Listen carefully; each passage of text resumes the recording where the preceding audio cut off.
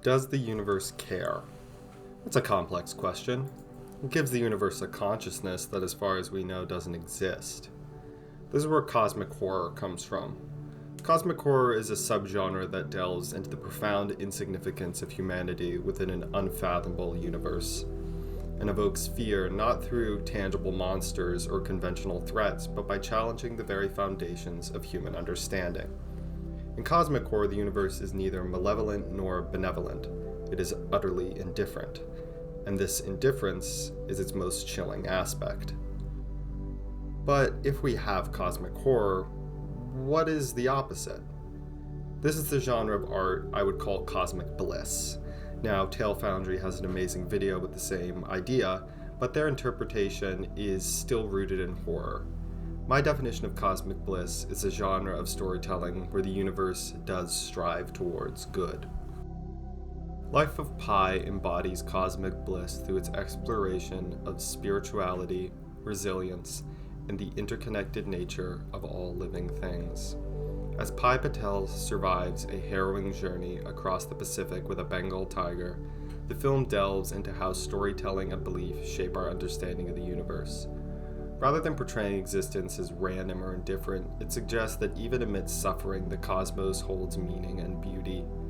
Pi's relationship with nature, faith, and his own inner strength underscores the idea that the universe, despite its challenges, strives towards goodness, a sentiment crystallized in the film's ambiguous yet hopeful ending.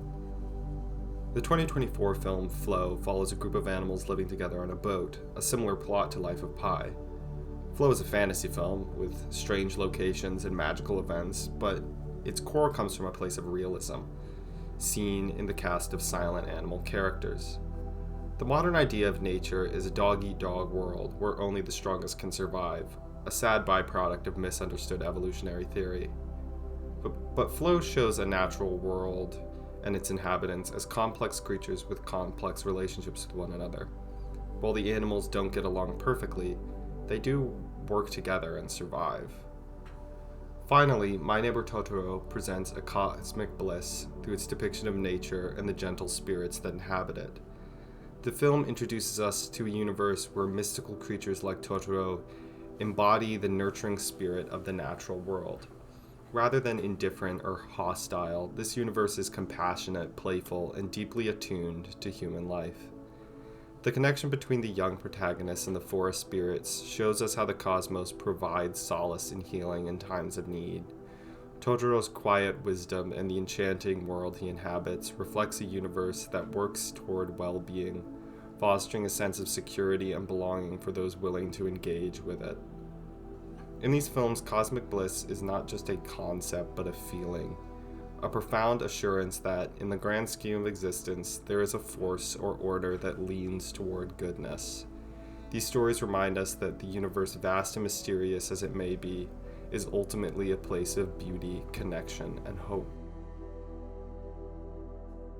Terrence Malick's The Tree of Life is a poetic exploration of existence that juxtaposes the intimate struggles of a single family with the cosmic grandeur of the universe's creation and evolution. By presenting the origins of life and the vastness of the cosmos alongside deeply personal human experiences, the film embodies a sense of optimistic nihilism. It suggests that while life may have no predetermined meaning, the beauty of existence itself provides its own kind of grace, that the birth of a star and the birth of a child are of equal importance. Through its fluid, impressionistic storytelling, The Tree of Life conveys a sense of cosmic bliss by celebrating the fleeting, interconnected moments that make up human life. The natural world, depicted in stunning visual sequences of galaxies, oceans, and cellular life, is not portrayed as indifferent, but as a part of the same interconnected world that also has human emotions and relationships. By affirming that individual lives are both infinitesimally small and deeply important within the context of the universe's vastness, the film invites viewers to find joy and wonder in the miraculous nature of their own existence. Darren Aronofsky's The Fountain intertwines three narratives spanning centuries to explore love, loss, and the search for transcendence. The film grapples with the inevitability of death, portraying it not as an end, but as a transformative process within the cycle of life. Through this lens, optimistic nihilism becomes the cornerstone of the story. The absence of inherent meaning is not a source of despair, but as a gateway to embrace the interconnected nature of everything. The central motif of the tree, representing both life and death, underscores the film's cosmic bliss. As the protagonist navigates grief and existential longing, his journey reveals a universe in which morality is not a curse, but a means of renewal, and that grief is meaning. The visuals of stars, nebulae, and the internal interplay of creation and the decay mirror the character's internal transformation, illustrating a cosmos that, while devoid of inherent purpose, invites us to find meaning in love, connection, and the act of living. Both films share a thematic core rooted in optimistic nihilism, the recognition that meaning is not handed to us but created through our relationships, actions, and the awe-inspiring beauty of the world around us. The Tree of Life finds cosmic bliss in the harmonious interplay of the personal and the infinite, while the Fountain celebrates life's impermanence as a key to its profoundness. By embracing the shortness of existence and the absence of predetermined purpose, these films encourage a perspective of gratitude and of wonder.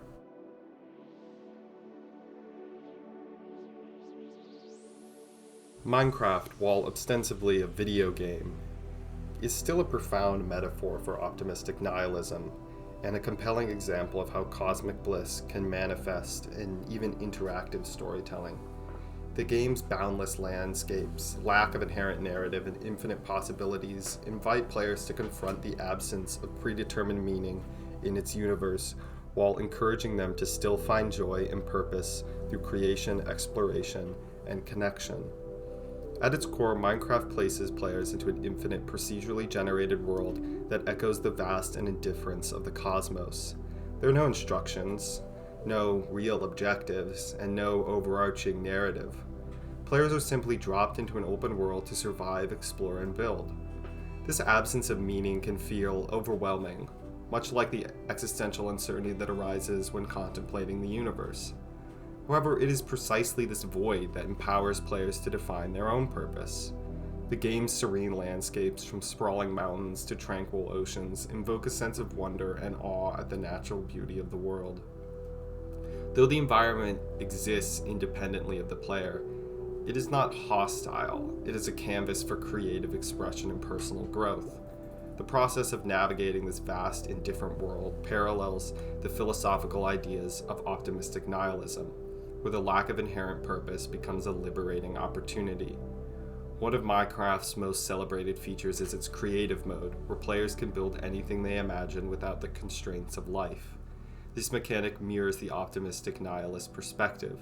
While the game's universe doesn't assign goals, the real goal of the game is finding a goal. A barren desert can become a thriving village, a blank sky can host floating castles, and a simple seed can sprout into a world teeming with life. This creative freedom embodies cosmic bliss by illustrating how humans can respond to the lack of inherent meaning with imagination and ingenuity. The idea that the universe is built for us to inhabit, for us to build, and for us to dream. Hermann Hesse's Siddhartha illustrates a cosmos that actively strives toward balance, offering wisdom and peace to those willing to seek it. In Siddhartha, the universe is portrayed as an interconnected web of experiences, each moment offering the protagonist lessons essential to his growth. Siddhartha's journey from the pleasures of material wealth and love to the simplicity of a life by the river reflects the universe's gentle guidance. Every phase of his life, even those filled with suffering or disillusionment, contributes to his ultimate understanding of inner peace. Unlike a universe that is indifferent to human struggles, the cosmos in Siddhartha seems imbued with a quiet, benevolent consciousness. It does not impose meaning, but allows Siddhartha to discover the meaning that is already there. The river, a central symbol in the novel, embodies this principle of cosmic bliss. It teaches Siddhartha to listen, to see the interconnectedness of all life, and to understand the cyclical nature of his existence. The river's eternal flow suggests a universe that, while vast and unknowable and ever-changing and even chaotic, is also nurturing and patient. Siddhartha's journey is not linear, but marked by trials and missteps, emphasizing that the universe guidance is not about dictating an easy path, but about fostering personal growth. Every stage in his life, whether marked by spiritual or worldly indulgence, offers a piece of the puzzle, helping him understand what life's dualities are a part of the greater whole. This idea aligns with cosmic bliss. The universe is not inherently good in a simplistic sense, but strives towards goodness passively by allowing individuals to explore, fail, and ultimately learn. Siddhartha's final realization that all existence is interconnected and that the opposites, like joy and sorrow, are part of the same unity, reflects a cosmos that fosters enlightenment. Central to the novel's vision of cosmic bliss is the idea of connectedness. Siddhartha learns that his personal journey is not separate from the broader tapestry of life, but a thread within it. He is just one human among many. This realization that the self is part of a greater whole imbues the universe with a sense of purpose and benevolence. The novel's reoccurring imagery of the river, which contains all the voices and flows toward the ocean, symbolizes this interconnectedness, all paths leading back to the same place. The river does not discriminate or judge, it simply flows, carrying with it the stories, struggles, and joys of all time. This unity, where each part contributes to a greater good, is the essence of cosmic bliss. Ultimately, Siddhartha presents a vision of the universe as a patient and compassionate guide, not forcing anything on us, but letting us learn for ourselves. The cosmos does not hand Siddhartha answers, but provides him with the means to discover them for himself. Through nature, relationships, and the passage of time, the universe continually strives toward good by facilitating our growth. This perspective of cosmic bliss stands in contrast with cosmic horror's indifference. In Siddhartha, the universe is not cold, incomprehensible, but a nurturing force that allows individuals to find their place within it. Some won't, but some will. Siddhartha's eventual enlightenment, the realization that all life is unified in a divine oneness, is a testimony to the cosmos' striving toward goodness, harmony, and fulfillment.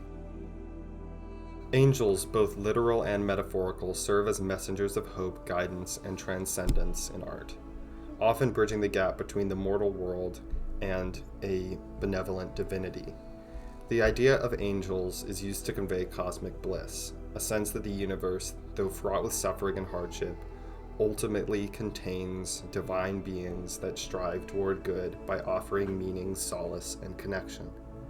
Frank Capra's It's a Wonderful Life uses the literal figure of Clarence, an angel, second class, to illustrate the universe's investment in human lives. Clarence intervenes at George Bailey's lowest point, showing him the profound impact he has had on his community. Through Clarence's guidance, the film transforms George's despair into an epiphany of cosmic bliss. His seemingly ordinary life has extraordinary value because of the connections he has fostered and the goodness he has contributed to the world. Clarence's role as an angel is key to this transformation. He is not an imposing or infallible divine being, but a humble, somewhat bumbling figure whose very imperfections make his message relatable. The film's depiction of angels as approachable and deeply invested in humanity emphasizes the idea that the universe is not cold or indifferent, but actively trying to reveal life's inherent worth. In Markus Zusak's The Book Thief, Death takes on the role of a compassionate narrator, embodying the paradoxical idea of an angelic figure who presides over life's most difficult moments. Far from the Grim Reaper stereotype, Death is portrayed as weary and empathetic, deeply moved by the resilience and beauty of human life, even in the face of unimaginable suffering. Death's narration transforms the story into an exploration of cosmic bliss by framing it as precious and fleeting. Despite witnessing the horrors of World War II, Death is captivated by small acts of kindness and love, particularly those of Liesel, the titular book thief. Through Death's angelic perspective, the novel suggests that even in the darkest of times, the universe holds moments of profound beauty and connection, affirming the value of existence. This portrayal of Death as an empathetic figure reinforces the idea that the cosmos, while vast and often unforgiving, is imbued with a quiet compaction. Max Porter's short masterpiece, Grief is the Thing with Feathers, introduces a figure that is neither entirely angelic nor demonic, but something in between: the crow. As a metaphorical manifestation of grief, Crow arrives to help a family navigate the aftermath of a mother's death. Though chaotic and often unsettling, Crow's presence is ultimately transformative, guiding the family through their pain toward healing and understanding. The crow functions as a kind of unconventional angel, embodying the messy, unfiltered reality of grief while also serving as a force for growth. By reframing grief as an essential, even understanding process, Grief is the Thing with Feathers aligns with the concepts of cosmic bliss. It suggests that the universe, though marked by loss and suffering, provides opportunities for renewal and deeper connection through the cycles of life and death. The crow's ambiguous nature reflects a universe that is not overtly benevolent, but deeply invested in fostering resilience. Through this lens, the novel reveals a cosmos that strives toward good by offering healing in the face of life's inevitable hardship. Ultimately, Cosmic Bliss challenges us to imagine a universe that is not only vast and unknowable, but also nurturing and compassionate. It redefines our place within the cosmos not as insignificant specks adrift in an endless void, but as vital participants in an intricate, harmonious whole. These stories inspire us to find joy in life, to seek meaning in our experiences, and to recognize that despite existence's challenges, the universe holds infinite potential for wonder, love, and joy. In embracing cosmic bliss, we are reminded that while the universe may not be perfect, it is profoundly good, offering us all the tools we need to create a life that is meaningful, beautiful, and full of hope.